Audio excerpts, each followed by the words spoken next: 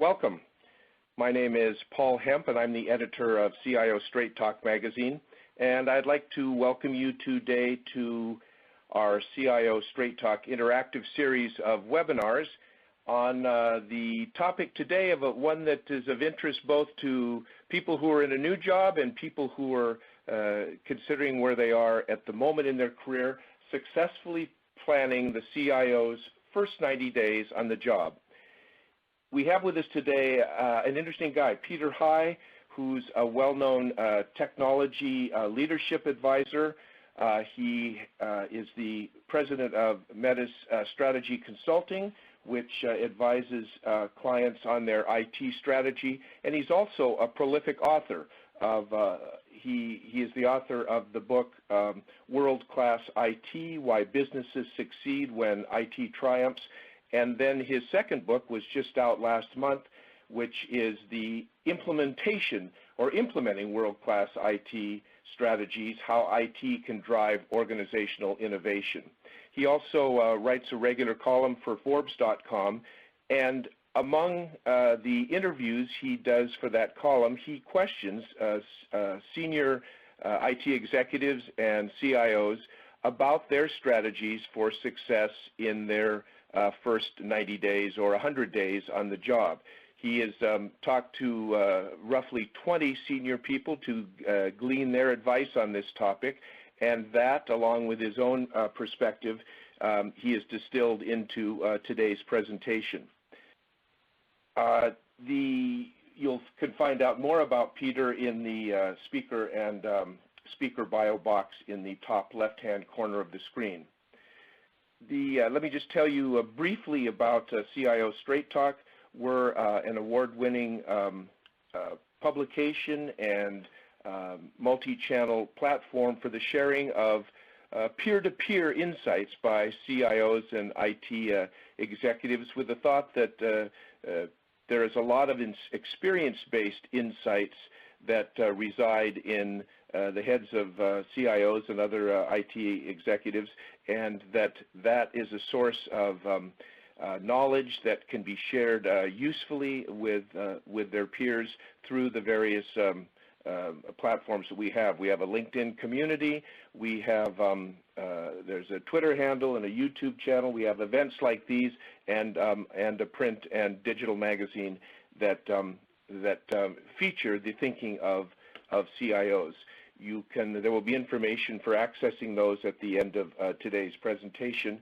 The CIO Straight Talk is sponsored by HCL Technologies, and we welcome you to join in that conversation in one of those forums.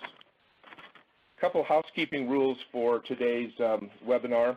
On your screen, you'll see a slides box, a Q&A box, and a box for the bio of Peter. There are some widgets at the bottom of the screen, two of particular interest. One is one that allows you to download Peter's slides. It's the fourth from the right. And then at the extreme right is a Twitter widget, and at any point during the webinar, you are welcome to tweet about it. Please include the hashtag CIO First 90 Days if you choose to tweet. You also can ask questions of Peter anytime during the webinar. There is a Ask Peter High a question box at the bottom left-hand corner of the screen. Type in a question and press submit, and he'll respond to questions at the end of the webinar, but I encourage you to type them in as you think of them during the course of his presentation. The Q&A, as I said, will take place at the end of the session, and we'd love to, we're going to try to answer as many as we can, and the ones that we don't get to, we'll try to answer offline after the webinar is over. If you have any problems with viewing today's webinar, type in your concern into the question box. So without further explanation, I'd like to hand this over to Peter. I know Peter fairly well, and his perspective, his broad view, and his very focused view of the role of the CIO and how the CIO is successful in his or her position, I always am impressed with. And he's going to share with us some of those thoughts today, in particular how CIOs can be successful in their first 3 months on the job. Peter, thanks very much for joining us today, and I'll turn it over to you. Wonderful. Paul, thank you so much for that very generous introduction. It's a pleasure to collaborate with you once again. It's also my pleasure to collaborate with CIO Straight Talk, again, a publication I always enjoy reading. Thank you for including me today on what I think is a really interesting topic, the CIO's first 90 days, first 100 days, first quarter, however you'd like to frame it. It's that those early days of one's tenure in a leadership position are so critical to build momentum, to make sure that the executive is setting him or herself and his or her team for success. And so this is a topic of particular passion for me. If we move to the next page, you'll see, as Paul was so kind to mention, a lot of what you will be seeing today is based both on the work that my team and I do oftentimes with CIOs in their first early days of their tenure in the role, but it's also based on a variety of research that I've done. You see a incomplete but I think a representative set of logos there in terms of the executives with whom I've spoken and featured both in my podcast series, The Forum on World-Class IT, as well as my Forbes column and a series done on this, as Paul was again kind to mention. We've 20 or 22 of them now in the series talking about the best practices that each have uncovered to set themselves up for success. And you'll see some of the key points certainly gleaned into this presentation itself. So moving into the page 3 of the presentation, you'll see one thing I want to stress, naturally as we're talking about the first 90 days of a CIO's experience, it may seem as though this is only relevant for, first of all, a chief information officer, and secondly, a chief information officer in his or her first 90 days of a role. But actually, I would like to say that this is a relevant set of topics for non-CIOs, IT leaders who report to CIOs, and actually I would argue, in fact, there are a number of, I hope anyway, that you'll find insights herein that apply to across multiple functions. If you are new to your role, whatever that role might be, it is important for you to set yourself up for success. And I would say that, I would hope anyway, that you will find that a lot of these messages translate even if you are not a CIO in your first 90 days. The second thing I'd like to say is, it's actually appropriate, we often counsel and advise CIOs in this very way, to set up a new first 90 days, if you will, even if you're multiple years into your role. The wonderful thing about the early part of one's tenure is there's a natural expectation for change. There is a mandate, if you will.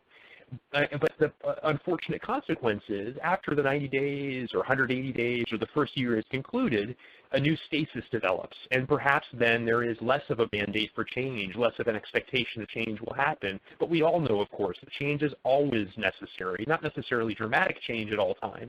But if organizations don't change, then obviously they're going to become obsolete. And so I would hope that each of you also view the lessons from this presentation as also lessons to take with you in ways in which you can create new mandates. Once you climbed a certain hill and accomplished certain objectives, as you're setting up a new plan for new objectives that you're hoping to reach, that these same kinds of lessons apply in those scenarios as well. So I thought I would begin the presentation with that very important point that I hope anyway, and you'll be the judge, and I'd love to hear your feedback in the session and beyond the session as to whether or not I've done my job effectively in that way, but I hope you'll find lessons that then apply beyond your first 90 days as well. So moving on to the next slide, you will see that of the many people that I've worked with and as well as interviewed about success in those first 90 days, there are 3 main buckets that have come to light in terms of how to organize those. And some would actually say it's a 30-30-30 or month 1, month 2, month 3 for each of those. In reality, it's probably bleeds, one topic bleeds into the next, and maybe it's a little bit uneven. But I think it's useful for the purposes of simplification to think about this as kind of a division into thirds. Number 1 is learn. And I should mention as we go through the presentation, I'll go into certain depth into each of these 3, but just by means of introduction. The first is learn. So first and foremost, learning about the organization that you are joining if you're joining from the outside. Learning more about all the topics that are now your responsibility, not just the ones that were for the sliver you were responsible for if, in fact, you've been promoted from within the same company. And so that means listening. That means finding time with each of your colleagues to talk to them. It means doing external research and so on. Again, we'll talk more about some of the details of that in a moment. Second is plan. obviously developing that plan, which may be in some ways a continuation of some of the existing plans. No doubt it will also be the creation of some new plans. But it's so important, critical in fact, to have a solid plan in place, a good strategy as to where you see the foreseeable future, 1 year, 2 years, 3 years out, so that everyone on your team is pushing in the same direction, and so on. And then the third step is executing. Obviously, after you've created the plan, plans are only as good as the ability for people to act upon them, and acting upon them means pursuing projects that are connecting with them, making improvements that are suggested relative to those, and so on. And this is intentionally described as sort of a continuous cycle, if you will, a virtuous cycle, in fact, because that learning process shouldn't end. And just as I mentioned, the first 90 days, first 100 days should in fact go back to that learning phase from time to time, a listening phase from time to time, and correcting, because of course one's plan should not also be something that is intended to be a plan once that then continues for multiple years, but rather a living and breathing document or plan that changes based on changes in reality. So an important point to begin with. Moving on to the next slide. So here you see some of the things prior to taking the post. Obviously, one would find out about a promotion or find out about hiring into a new job before taking that post. And there's some very critical things one should do in those early stages to get to understand the organization. That includes everything from reading the annual report, reading as much industry analysis as you can, especially if it is a new industry that you're joining, very importantly. Doing other sorts of research on your own, finding publicly available resources on the company, on the industry, on related industries, on suppliers to that industry.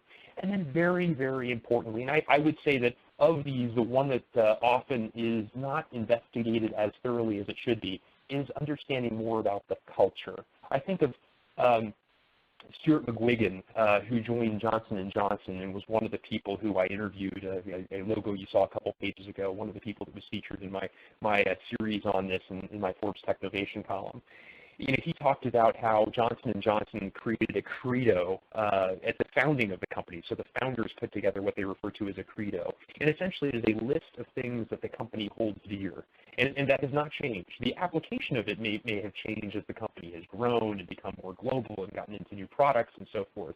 But he said it was critically important for him to internalize that, because these were the cultural touchstones that came before him and that would be there after he is no longer with the company, whenever that might be. And so translating literally what has worked well for you in a different company to a new company, if that is what one attempts to do, that is almost certainly going to be a recipe for underwhelming results.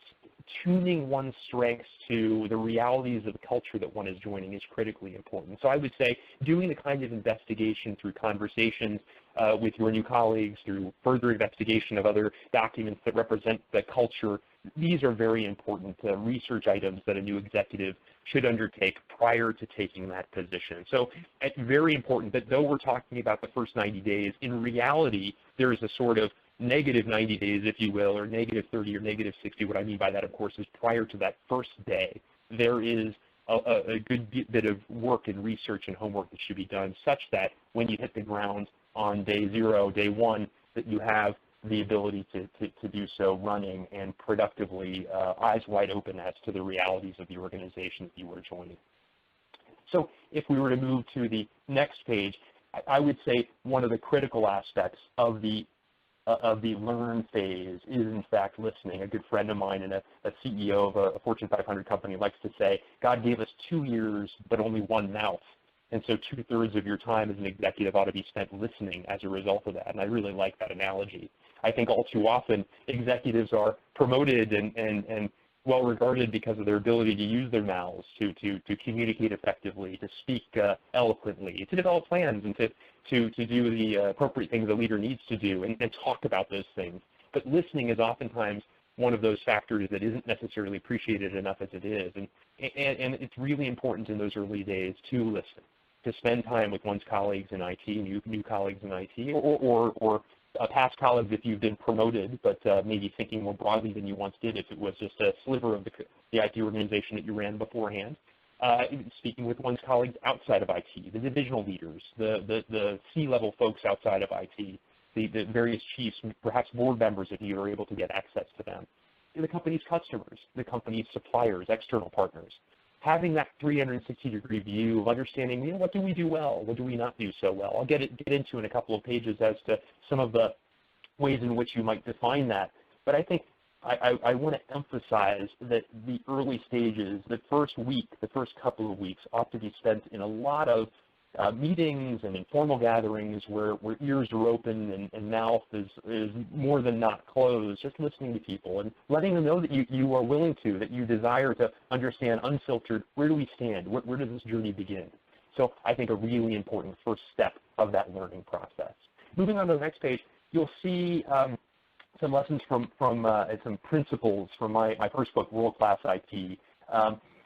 And basically the idea here is when you take on a new role as an IT leader, it is fundamentally important, it is critically important that you have a warts and all understanding of how do we stand, where do we stand, where are we performing well, where are we not, very importantly, unvarnished.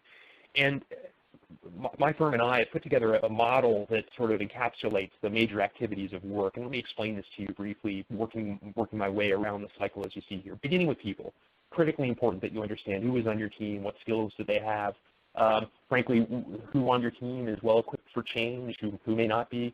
Needless to say, it's important to note that in the early stages of one's tenure, there may be the need for some changes on one's team based on what one finds and sort of an interpretation of the likely need for change and who are going to be the champions of that change and who might not be. So evaluating people, motivating people, that's, I think, the foundational principle of the entire process here. Second is infrastructure. Now, we've defined infrastructure very broadly, not just the hardware, software, applications, basically the portfolio of technology that is IT's. And it's important to understand how well is that running? How effective is it? How well is it set up to expand or contract as conditions require it, and therefore how flexible is it? Is the organization appropriately leveraging cloud technology and other sort of modern changes to one's infrastructure that will allow for that flexibility and modularity and reuse and some of the critical aspects of IT that make it more effective and make it more reliable. Obviously, thinking about topics like security and business continuity, disaster recovery are linked to that as well. So that's the second, we like to refer to that as the on-off switch between the proactive versus the reactive organization, because the extent to which those items are not operating well, you'll be focusing on the past as opposed to looking forward. Number three, at the 5 o'clock, if you will, on the dial, is project and portfolio management, the governance principle, if you will. So ensuring that the organization, evaluating the processes that the organization has, especially those for the development of new projects. How effectively is the organization, how effective historically has the organization been at delivering projects? Of course, on time and on budget, evaluating those, but to the value, how well does the organization do at communicating value and determining whether or not it's delivering what it is intended to do.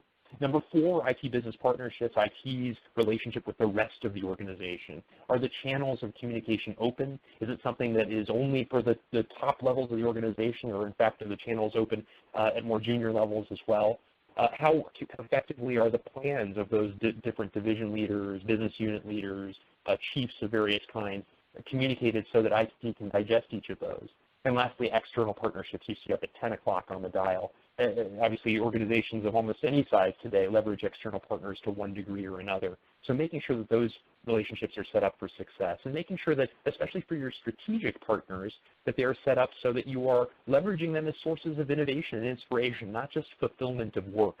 I think that's really critically important. And just as with the learn, plan, and execute of the model, the overall model that I'm conveying here, this also is a continuous or virtuous cycle, because the idea is if you do these 5 things well, then you're going to be able to more effectively recruit and retain great people back up to the top, and so it goes around the model.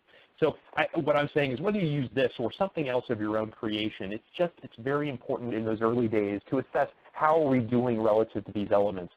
Where do I find myself now as the head of this new IT department, or as an executive or leader within this IT department? Where am I beginning this journey? Because that journey is going to begin in very different places depending upon the organization that you have joined. And you want to make sure that you have a solid understanding as to what that is from the get-go. Moving to the next page, you'll see a lot of information on this page, and I don't want to cover all of it, the main message here, you see those 5 topics that were around the wheel on the prior page, now at the heads of each of these columns, and there are 33 items underneath these.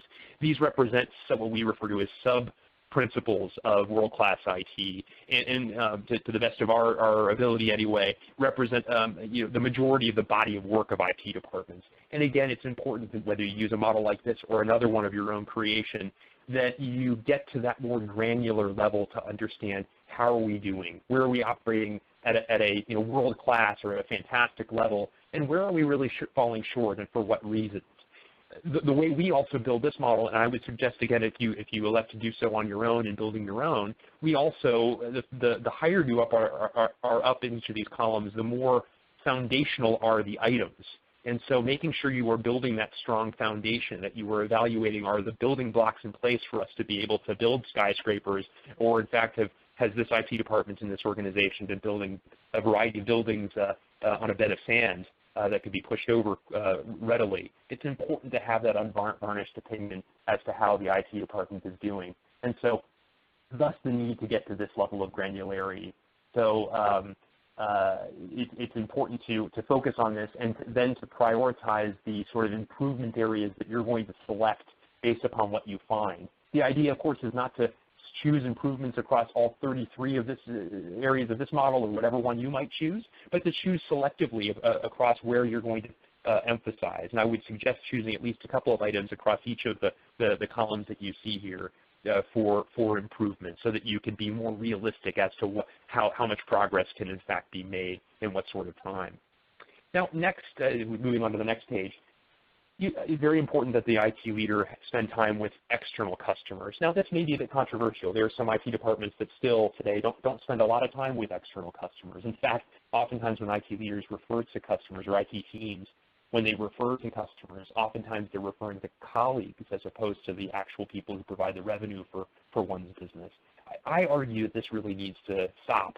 This is a more general philosophical point, but very relevant for the first 90 days as well, that the IT leader be someone who fosters a better understanding in his or her department as to who is our customer, what value do we provide to them, how do they use technology, and what are their expectations based on what they see in the industry, but also, frankly, how they use technology in their own lives, business lives, personal lives, and how does that then reflect how we should be developing our plans in terms of our digital footprint, our e-commerce platforms, the general technology that we're developing, and so forth. And so, to the best of your ability, I would argue that the argument should be made to one's colleagues outside of IT that IT needs to have some access to those customers to understand these kinds of insights, so that as the IT leader is developing his or her plan, there's a cognizance as to what's really going to turn the dial, not just for us as a company, but ultimately for those people who we're trying to please most in terms of improving and growing our revenue streams, those customers of ours. And so you see like customer experience, customer loyalty, customer satisfaction, understanding, asking questions that will help you understand the IT lens to these kinds of items to draw insights that you will be able to more effectively implement. So I really argue, just as I mentioned a moment ago, that vendors need to be part of this conversation, reaching out to your key partners, getting good, unvarnished feedback from them, understanding how your company compares to others that they have worked with, leveraging them for insights and potential ideas that could be innovative ones. Likewise, customers are an essential part of that as well. Moving to the next page, I think it's also important in those early days that as you're going through your listening tour, we're still in the learning phase, mind you here, that you're asking the kinds of questions that will lead to the inspiration for some of those quick wins. The way one, as a leader, builds a reputation in some ways is based upon how quickly they're providing new value. When I say new value, I'm not talking about the most innovative program that's ever been thought of or some fundamentally new product or service that IT is going to develop on behalf of the entire company. It could be very small things. And in fact, I wanted to tell the story very briefly of a good friend of mine, a CIO of one of the biggest foundations in the world. He talks about how when he joined his organization, the IT department's reputation was really sullied. It was not a good one. And in fact, this was the reason why he was replacing the prior leader. And he said, you know what, we've got a lot of information we're collecting, but I'm not sure we're leveraging that information as effectively as we can. So what he did was he went around, and this, you see this mentioned briefly here on the page itself, he went around to each of his peers as leaders of different divisions of the organization. He went to each of the C-level, the chiefs of the different functions, the CEO, COO, CFO, et cetera, and he asked each of them, what is the information that you, if you had your hands on more readily on a daily basis, it would quicken the pace to make better decisions? You know, what's that critical information you're not getting today as readily as you can or should that would really make a big difference to you? And he collected, you know, 3 or 4 from each of the people that he was speaking with. So this, in his listening tour, these were questions that he was literally asking of each of those executives. And that laundry list of 25 or 30 items that he collected from each of them, not promising, by the way, that there was an easy solution for these, just promising to listen and to contemplate what he might be able to do. He was pleasantly surprised to find that maybe 40, 50% of those were reports that could be generated with data that the organization already had. And he made priority one. He set up a small tiger team, if you will, a SWAT team within IT, to pursue the creation and recreation, thus something that is refreshable, not a one-time activity, of reports for as many of those executives as possible, so that he, and mind you, he was pleasantly surprised also because the data sources were there, that this was hours of work, not days, weeks, months of work. And so within his first month, towards the end of that first month, he was already starting to produce some of those reports for those executives and changing the conversation, changing the reputation of that IT department to one that is a can-do IT department that is adding a new layer of value to the organization. So I would say that this is a really important aspect or attribute that the organization focus on as well, is focus on developing some of those quick wins, as that is going to be something that cements a stronger reputation for the new leader, and by extension, of course, for the IT department more generally speaking. So moving on to the next slide, we'll see that we're now in the plan phase of things, the second phase. Once all the learning has happened, now it's important to get into planning. So what are we going to do with all that we have learned? How are we going to formulate our first plans? What are we going to declare as the strategic priorities as a department? Since it's important to do all those things to make sure that everyone is lined up and pushing in the same direction. And I'd like to share with you, moving to the next page, some lessons from my latest book, Implementing World-Class IT Strategy. So as you go through that listening tour as a new leader, you will find varying levels. You may have joined an organization that is very strategically mature. There's a strong process that is very clear. The plans that are developed across the divisions of the organization have a common framework, and therefore it's easy to view the plans against each other and to understand at the same level of clarity and granularity what is important for the organization and act accordingly and begin to slot IT's activities against that. But many of you will find that that is not the case. And I want to think about, especially for those at varying levels of immaturity for the organization at large, how do we get around that? What are some of the steps that you can enact in order to ensure that you're getting the inputs you need? Since, of course, IT for IT's sake is pretty meaningless. IT that brings to life the imperatives of the rest of the organization, that's really where the magic happens. So as we build up this pyramid, you'll see the number one step here is develop a mission. So IT needs to develop a mission for itself. And I would say especially this becomes more important in those organizations where there is a lack of strategic clarity across the organization. Where those missions or where cultural attributes or frankly, of course, where there are not strong strategic plans from the rest of the organization, what do you stand for? Take a stand. Don't wait for the rest of the organization to develop these sorts of topics themselves. And I would argue this ought to be a relatively short, it shouldn't be pages of information. It should be something that people can memorize and kind of have in their mind as they're making critical decisions. It ought to be the kind of thing that helps you understand if you reach a fork in the road, or more importantly, your team, whether to go right or whether to go left. So developing that mission to kind of declare definitively for the organization what your IT department stands for is a great way to clarify things, I find. Number two, building to the next level of this pyramid, work with the rest of the organization on their plans.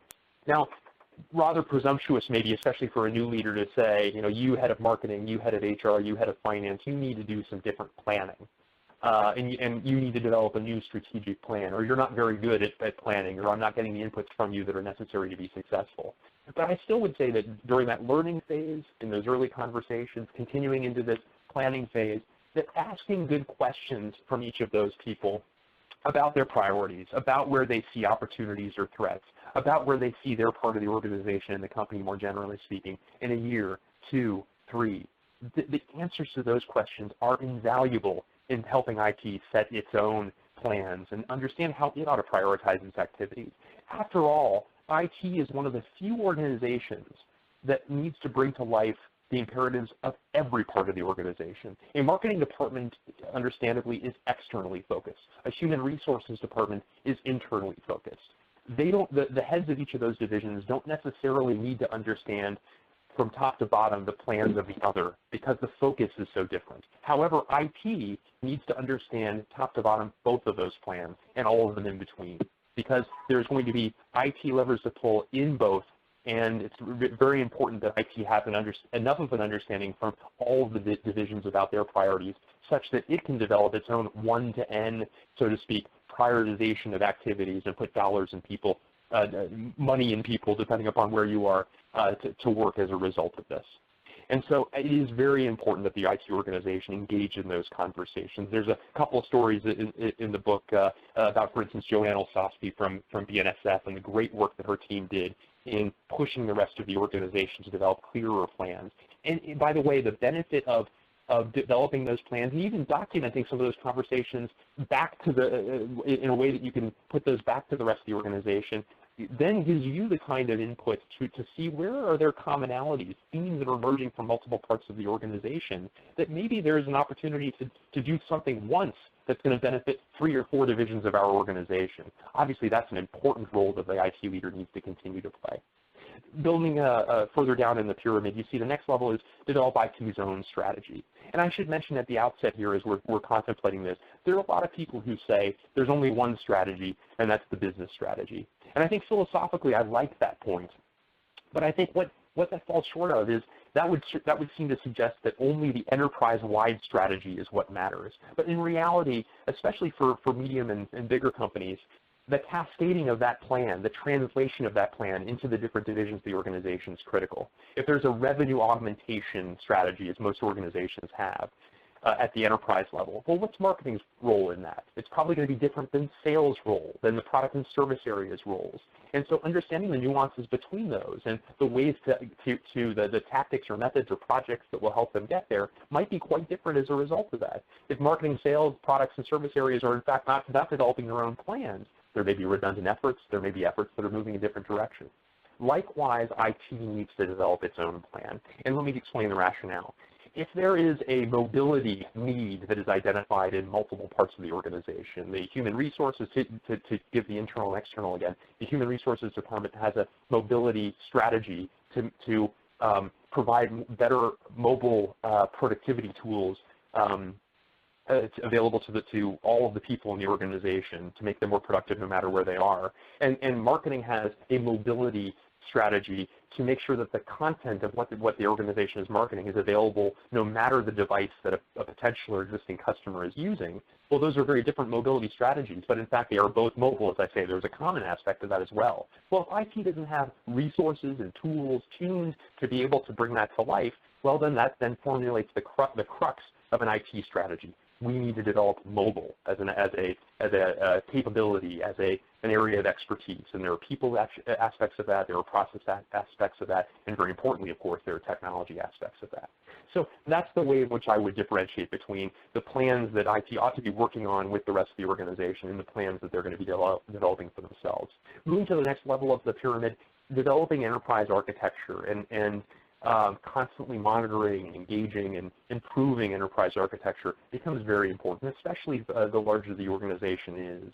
So if you think about the EA as sort of the various levels of from business architecture, data architecture, IT and technology architecture, the different sort of layers that encapsulate enterprise architecture, IT needs to have a handle on all that it is managing. Frankly, whenever there is a change suggested by the new strategic imperative of another part of the organization, what does that change mean to our own enterprise architecture plans?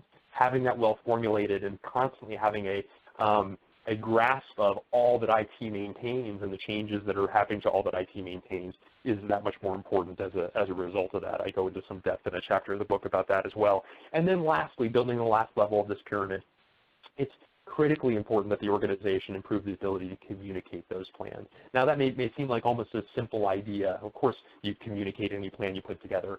But as it turns out, where IT organizations, even good ones from a strategy perspective, fall short is making sure that those plans are relevant.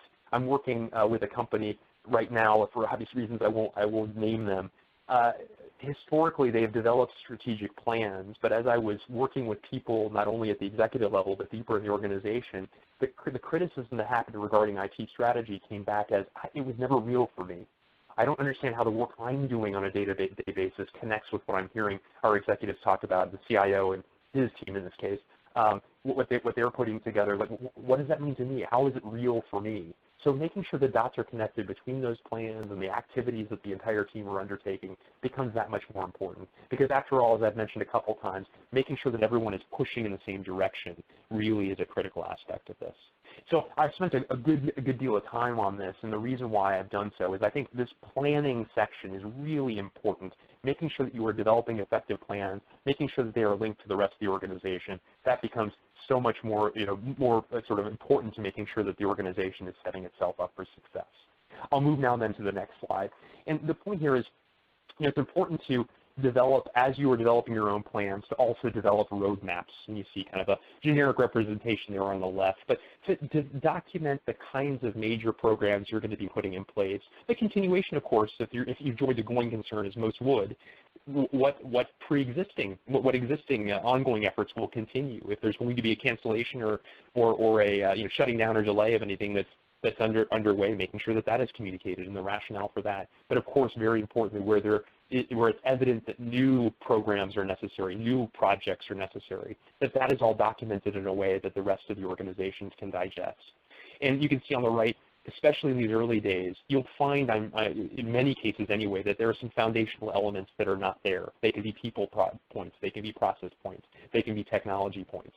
So getting those foundational elements is obviously critically important, but also, as I've mentioned, even in small ways, my reporting example from my foundation CIO that I mentioned, my friend that I mentioned a moment ago, being that example, finding that the right balance between introducing foundational elements as well as business value driving elements, so that there's a positive momentum relative to each of those as the organization is driving forward. So I think it's really important that the organization think about how best to do so. Moving on to the next page, some lessons to think about in terms of developing plans and communicating those plans. I'll just reemphasize this point just briefly. As you'll see, Procter & Gamble is an example I'd like to give here. Filippo Passerini, who was kind enough to write the foreword to my latest book, the outgoing at the end of this month, he will be retiring, but the current CIO and president of Global Business Services of that $84 billion organization in Ohio, he has talked about, they operate in hundreds of cities in geographies all over the world. And when he is developing his plan, he always makes sure that as he is doing so, that the communication of that plan is almost instantaneous. Once they have put the final touches on his plans, he makes sure that those are communicated throughout the world, and that the translation of those plans is happening in the appropriate way, no matter the geography, no matter the language the people are the native tongues of the people who will be enacting those plans. And he has said that the way he judges it is he puts together the plan and then begins to fly around the world. And he'll go from Cincinnati to Istanbul, and a couple of days after the release of the plan, engage the extent to which there is understanding of what has been put in place. And I think that's a really interesting and important point to bear in mind as well. How effectively are people translating that? One other point that I'll mention from Filippo is that he make sure that there is a thread from plan to plan. And I think that's a really important part as well, that making sure that as the organization is developing new plans, that there's a thread of what was there before. So if you are a new leader, I think there's a tendency sometimes to think about all the new things that you will be doing. I think it's even if you are finding yourself in a real turnaround where your predecessor was deemed ineffective and was in fact asked to leave his or her position, that you acknowledge the good work that came before you. This is a really important cultural point, because no doubt the majority of the people who will be with you for the next stage of the journey will be people who've been there longer than you, that is, the existing staff. If the way in which you define your plans and communicate your plans suggests that the prior work has been a failure definitively and that now everything is going to be fundamentally new, that is a very big demotivator. So finding those threads about what the organization has historically done well, recent wins that were not your responsibility but the team's responsibility, very big motivators. The other example I'll give here is from Red Robin Gourmet Burgers, a billion-dollar organization based in Colorado, a restaurant business that sells hamburgers, as the name suggests. Chris Laping is the leader there, and I tell a story in my most recent book about how he joined that organization and began to go on his listening tour, in fact, and found that the organization had not been very good historically at defining its plans. They were great at defining growth. We want to get into these new markets, grow this revenue, et cetera. But he really had some shortcomings as he was not getting the inputs that he needed to be successful in that planning stage and developing his own plans. He could develop plans, but with a lack of clarity from the rest of the organization, he wasn't sure if they were the right plans. He wasn't sure if he was prioritizing appropriately. So he began to ask those questions that I was talking about before, about challenges, about opportunities, about where the organization is going. And actually what's interesting, he was so successful in so doing that he now runs strategic planning for the entire company while still being CIO. And so I don't mean to suggest that that need to be the goal of everyone.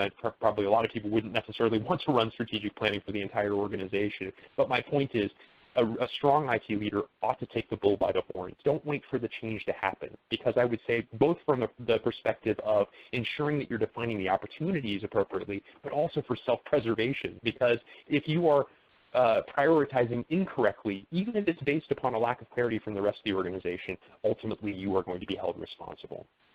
Moving on to the next stage, the execute stage. Now, obviously, this is a very important stage. This is where the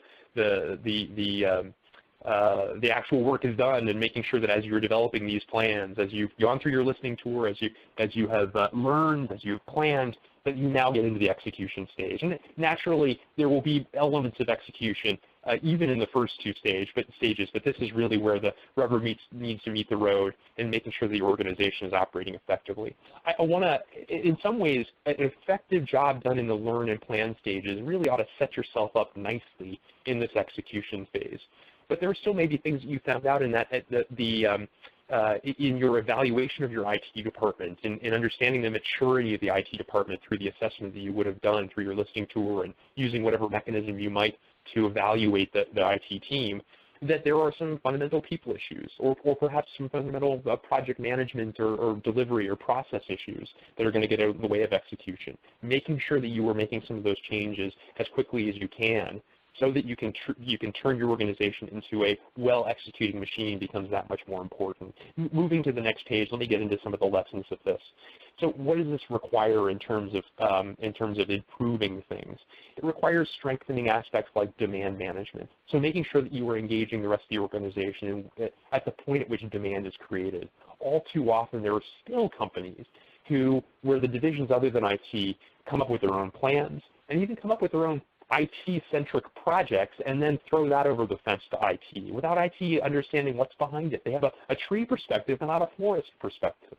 IT needs to engage the rest of the organization in a way at the point of demand. The introduction of roles like the business information officer or business relationship manager, people who are from the IT team embedded in each of the departments, perhaps even participating, I would argue should be participating in the strategy sessions so that they're keeping a better track on that demand is a key aspect to do so. Prioritization then becomes a big part of this as well. So making sure that you're focusing on the right things. Again, the more you're having through the listening tour and through the learning phase, through the planning phase, that prioritization ought to become clarified as a result of this. But choosing to do too much too early is going to be a recipe for disaster. So making sure that you are sort of holding dear, what are the really fundamental things that we need to be doing, and making sure that you're setting yourself not to do too much, but that what you choose to do, you are going to deliver. Because I would say that one of the keys here is making sure that you are improving the accountability of the department and the transparency of the department, so that you are saying what you're going to do and then doing what you say. That's another key to improving the reputation of the organization. Next is project management. So making sure that you're improving the extent to which that is a requirement. You may find that you're joining a firm that already has great project management, but especially if you do not, improving that, making sure that you have a good process in place, make sure that it's flexible enough to become, more stringent for big projects, less stringent for small ones, but that in all projects there's at least an element of strong project management practices in place. Portfolio management as well, making sure that at the portfolio level that investments, projects are managed appropriately, that a corrective action is taken when any project is off the rails in terms of cost or in terms of value or in terms of time, that be monitored well. And then lastly, vendor management. If project management and portfolio management are sort of internal governance aspects and prioritization for that matter, vendor management, the external portion of this, the extent to which external partners of yours are going to become increasingly important in terms of delivering things on your company's behalf, making sure that you're strengthening that process so that the execution gets that much better is important. It also means, and here in the second major bullet, instituting metrics to a greater extent. That which gets measured gets done. And so making sure that you're effectively measuring your people attributes, your infrastructure attributes, your project and portfolio management attributes, your external partnerships, your internal partnerships across the divisions of the organization, so that you understand how are things progressing, where are they not, what corrective action needs to be taken. And again, I would say with an eye towards transparency in all those cases so that people understand where you are in the evolution and how things are progressing. And then finally, it means communicating frequently, internally and externally. As I mentioned with that transparency point, that communication is your friend. And if you're going to err on one side, I would err on the side of more rather than less. So as I mentioned, a new role suggests a mandate for change, but change is uncomfortable. And so a lack of communication, especially on your own team, means that you're inviting angst. You're inviting discomfort among the people who are most important for you. And so even if you have less than optimal things to communicate, even if you have things that are disappointing to communicate, or if you're recognizing where things need to be improved, you'll find, frankly, I believe, that it will be better for you to communicate those things and just communicate the corrective action and to talk about the need for people to be on board and with you.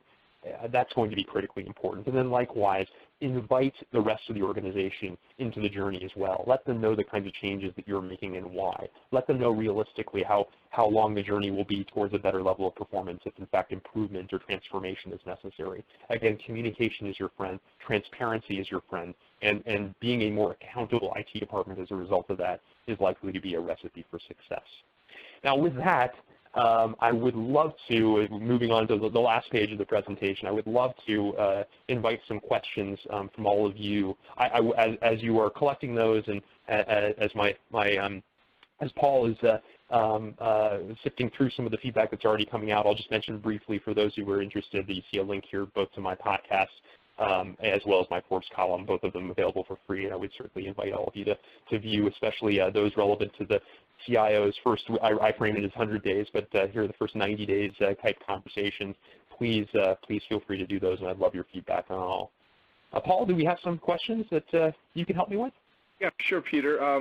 We are sorting through a couple that have come in from the audience. One response I had, and I just want to say, I just think that's a terrific encapsulated blueprint for success that you've laid out for us there, a way to organize your thinking and activities in these in this period.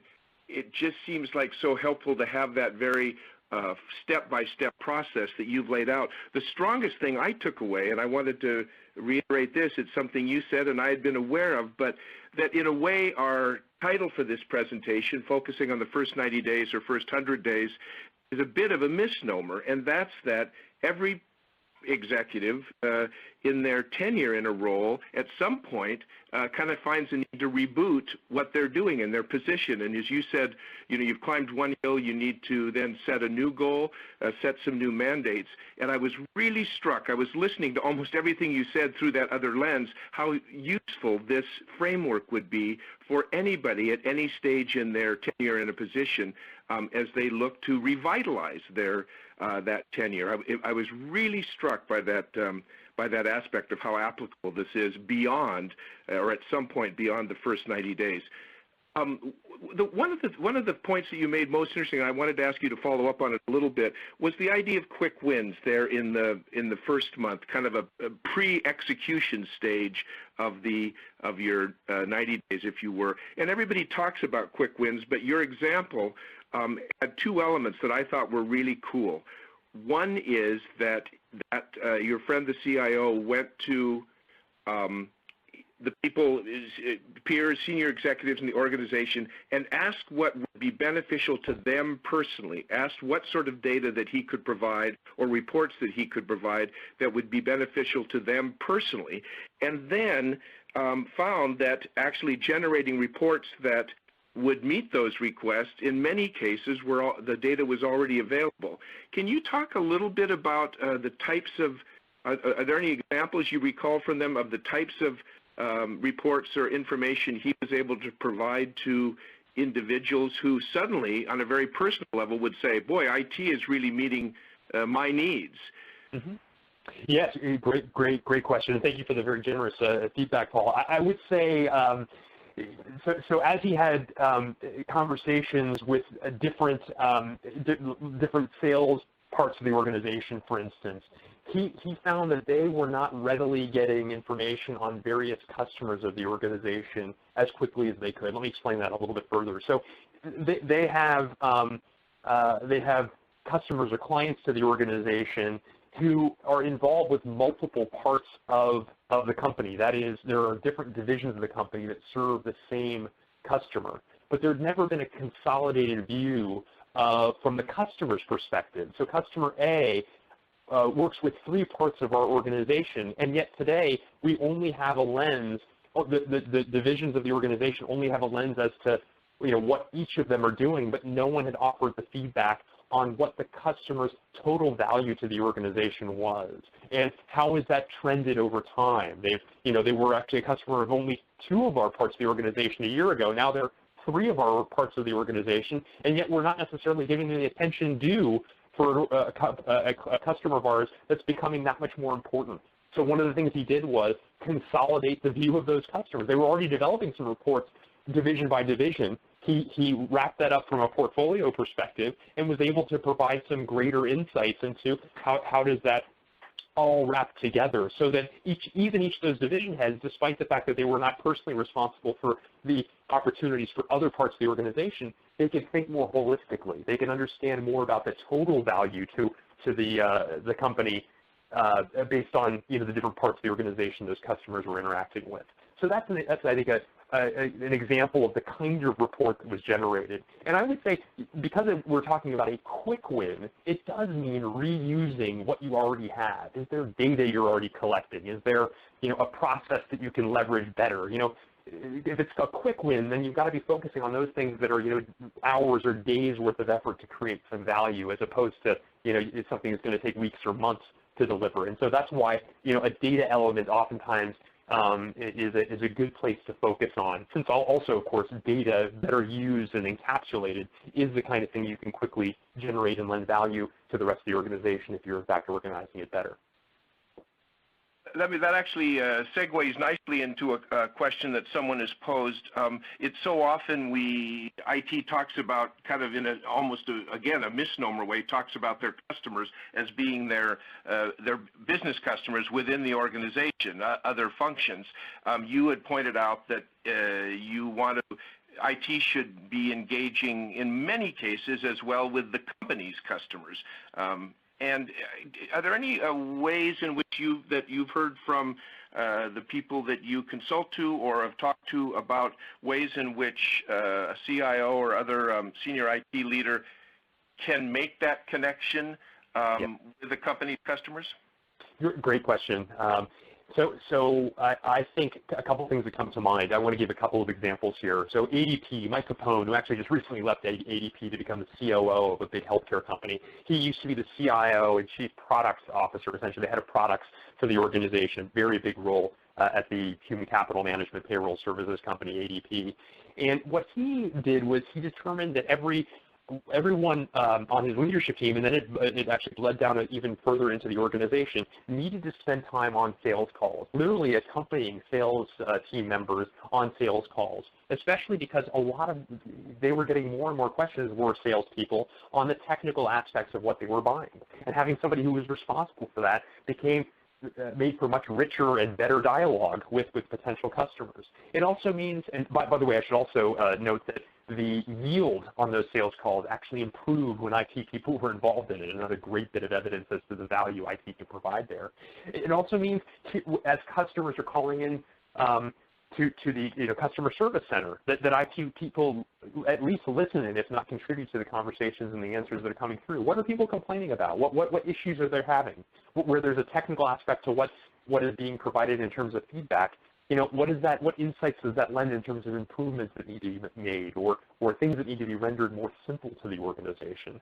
So I think those are a couple of key aspects. I also want to talk about Dion Rooney, who's the CIO of Toys R Us. He's developed a Adopt a Store program for his IT team.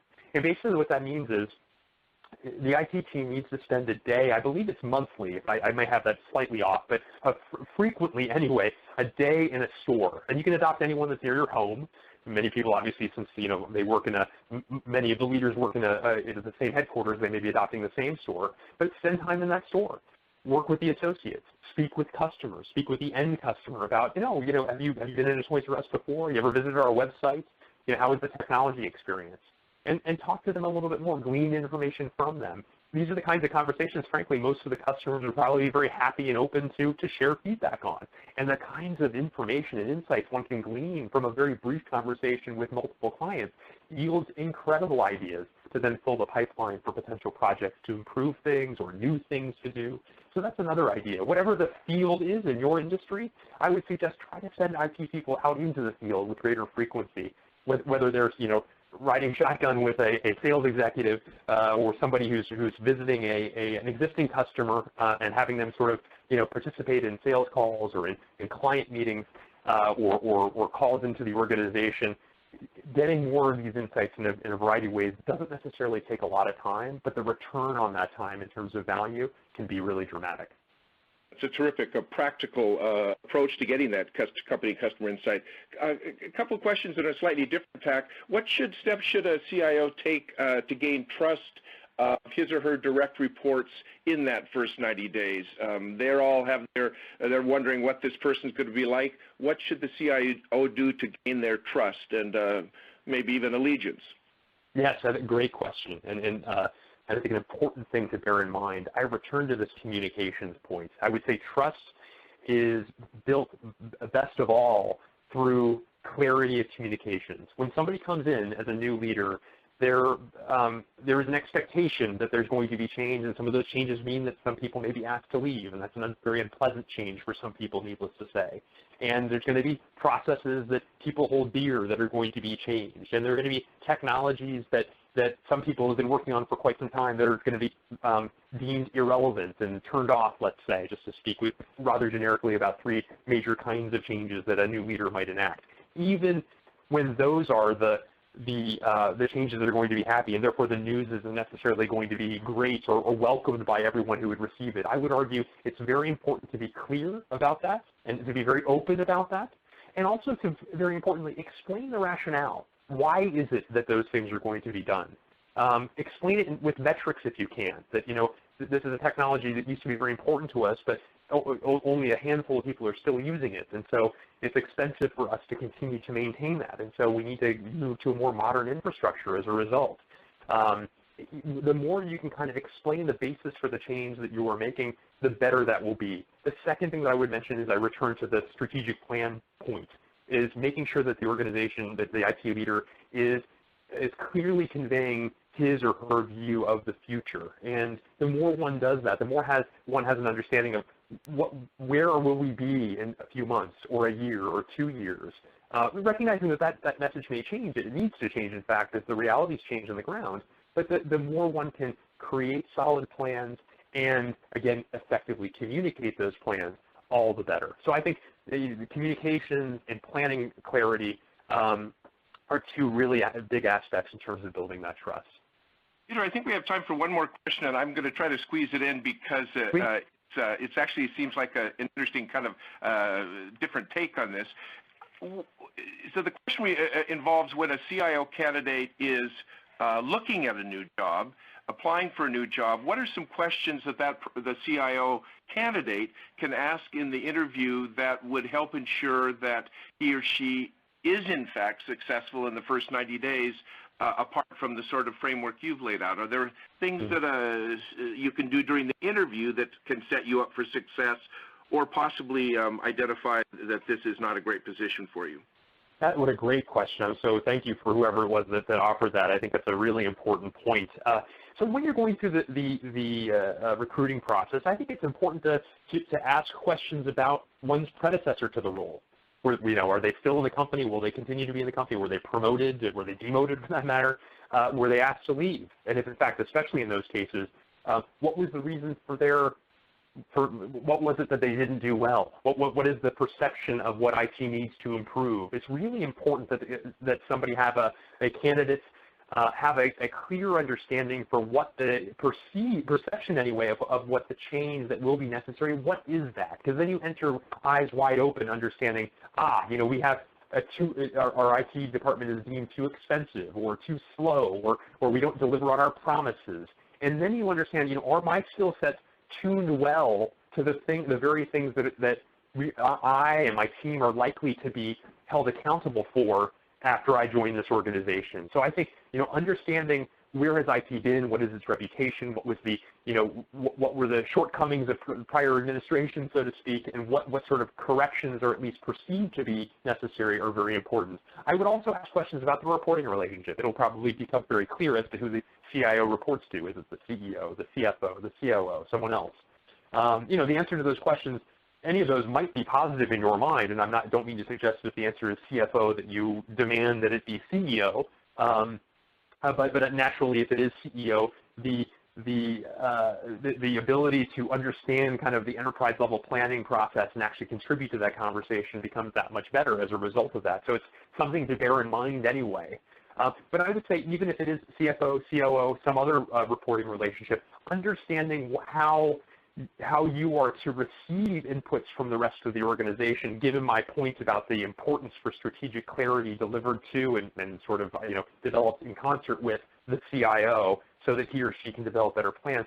What are the forums that are available for me so that I will understand what the other organization's plans are and where demand is going to be created? Have they been done effectively? Will different divisional organizations understand each other's demands of IT so that they're not delivered to IT in a vacuum, which is another sort of area where IT leaders often fail, is that they don't provide enough input as to how in totality the demand of IT, how that is shaping up and how prioritization is happening. So I think the reporting relationship, understanding the successes and failures of past administrations, the mandate for change, at least as perceived from the leaders outside of IT. These are all, I think, really important things to get through the recruiting process, to understand whether or not your past experiences, your strengths, frankly, what you enjoy most in an IT executive position, if they're tuned well to the needs of the organization you're contemplating joining. Again, Peter, thanks so much. That's really practical and actionable advice, as your entire presentation has been. I would love to continue on this conversation, but our time is up. I want to mention to those of you who posed questions who we didn't have time to ask Peter in real time, we'll try to see if Peter can get back to you with some individual answers. I also want to reiterate the offer to download Peter's presentation from the site here today. And finally, I want to say that the upcoming issue of CIO Straight Talk magazine will have a special package of articles on CIO's first 90 days, including an interview with Peter that will elaborate, in which he elaborates on some of these points. And we will send you information about getting a copy of that magazine when it's out next month. But most of all, let me thank you, the attendees, and Peter for taking the time today. Certainly a rich and worthwhile hour with really very practical ways to think about what is an important time in everybody's career when they take a new job, but also as they reevaluate their position, maybe after 2 or 3 years into it. So thank you again, Peter, for your time today. It's always a pleasure. And thank you to the attendees, and we will see you at the next webinar. Thank you very much, Paul.